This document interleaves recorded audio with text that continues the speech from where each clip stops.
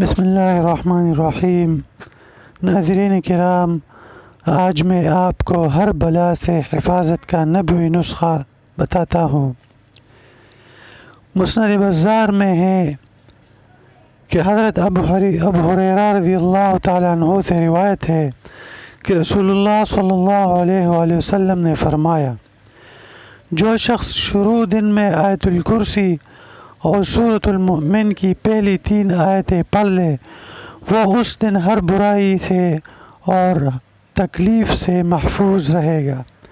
اس کو ترمذی نے بھی روایت کیا ہے۔ معارف القرآن، سورۃ المؤمن کی پہلی 3 آیتیں یہ ہے: حامیم تنزیل الکتاب من اللہ العزیز العلیم غافر الذنب وقابل التوب شدید العقاب ذی الطول لا الہ الا هو الیہ المصیر۔ دوبارہ وہ 3 آیتیں سن لیجئے۔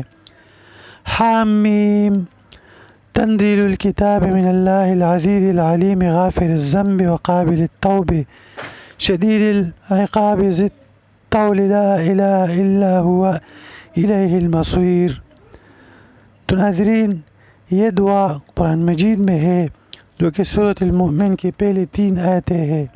جو شخص یہ اور آیت الکرسی دن کے شروع میں پڑھ لے تو نبی علیہ الصلوۃ والسلام فرماتے ہیں کہ یہ شخص پورا دن ہر بلا، ہر مصیبت، ہر تکلیف سے محفوظ رہے گا۔